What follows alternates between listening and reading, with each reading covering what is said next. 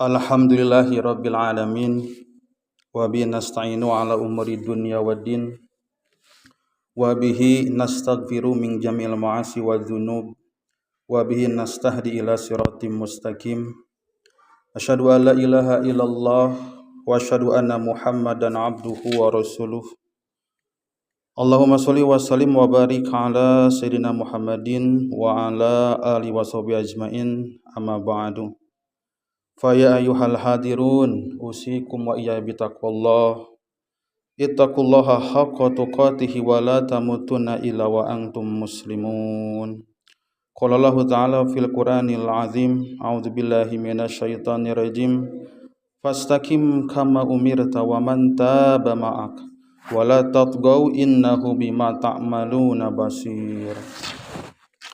Hadirin sidang Jumat rahimakumullah. Khatib umaja kasadayana mangga urang sami-sami ningkatkeun keimanan sareng katakwaan ka Allah Subhanahu wa taala. Margi teu aya deui jalan kabagjaan anu hakiki angin takwa ka Allah Subhanahu wa taala. Hadirin sidang Jumat rahimakumullah. Upami aya hiji patarosan, kira-kira naon perkara anu kedah pangpayuna ku urang disuhunkeun ka Allah Subhanahu wa taala, maka walaranana nyaeta doa ka Allah ngeunaan ka istiqomahan dina ibadah. Naon margina mangga urang sami-sami lenyepan. Kadang jalmi teh gampil upami dipaksa atanapi maksakeun maneh midamel hiji ibadah. Salat sunnah bisa maksakeun. Puasa sunnah kadang-kadang tiasa maksakeun. Tapi anu sesah dina setiap ibadah nyaeta istiqomah. Numawi kasauran salah sawios ulama nyaeta Syekh Ibnu Abbad Ar-Randi dina nyarahan kana kitab Al-Hikam dawuhan Imam Ibnu Athaillah, anjeunna nguningakeun khairu ma tatlubuhu ay afdalul asya allati tatlubuha minhu ma huwa talibuhu minka minal istiqomati ala sabilil ubudiyah. Nu pangutamana pikeun disuprih ti Allah Subhanahu wa taala nyaeta ngeunaan istiqomah dina ibadah. Margi anu sesah nyaeta istiqomah. Ngalaksanakeun ibadah sakali mangsa tiasa dipaksakeun. Sabab proses maksakeun eta bagian tina kaikhlasan. Sanajan kaikhlasanana dina tingkatan anu masih keneh handap. Upami urang hoyong terang kana nilaina atanapi pangaosna istiqomah di payudon Allah Subhanahu wa taala, mangga urang sami-sami lanyepan dawuh Allah Subhanahu wa taala dina surat Fussilat. Allah ngadawuhkeun, a'udzubillahi minasyaitonir rajim, innal ladzina qalu rabbuna Allah tsumma istaqamu tatanazzalu alaihimul malaika alla takhafu wa la tahzanu wabshiru bil jannati allati kuntum tu'adun.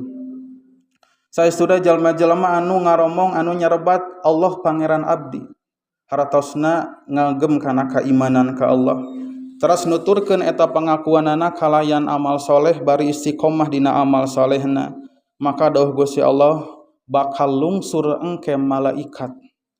Para ulama ahli tafsir ngamaknaan sareng nafsiran lungsurna eta malaikat teh nyaeta ingda mautihi, nalika anjeunna maut.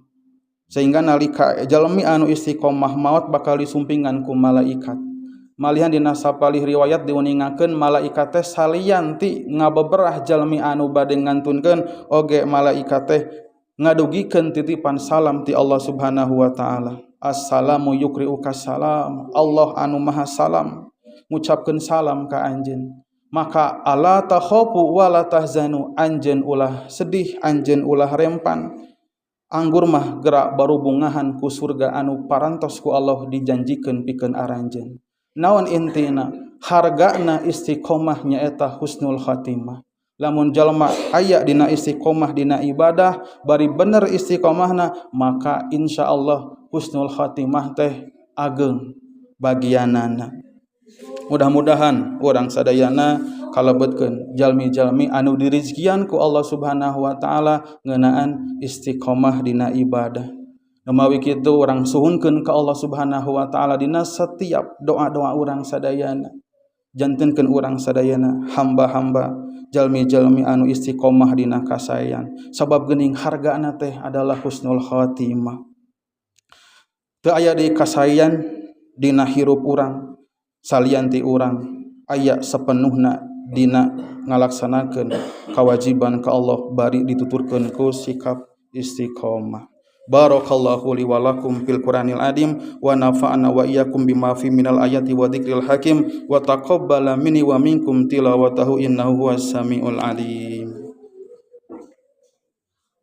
Allahumma shalli ala sayyidina Muhammad wa ala ali sayyidina Muhammad.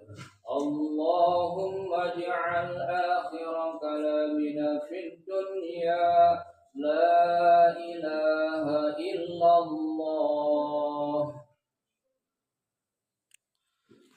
Alhamdulillahirabbil alamin wal aqibatu lil muttaqin wala udwana illa 'alal zalimin. Asyhadu an la ilaha illallahul malikul haqqul mubin wa asyhadu anna Muhammadan 'abduhu wa rasuluhu shadiqul wa'dil amin. Allahumma shalli ala sayidina Muhammad wa ala alihi wa sahbihi ajma'in. Ayuhal hadirun ittaqullaha haqqa tuqatih wa la tamutunna illa wa antum muslimun. Qala Allah Ta'ala fil Qur'anil Karim, a'udzu billahi minasyaitonir rajim. Bismillahirrahmanirrahim. Innallaha wa malaikatahu yusholluna 'alan nabi ya ayyuhalladzina amanu shallu 'alaihi wa sallimu taslima.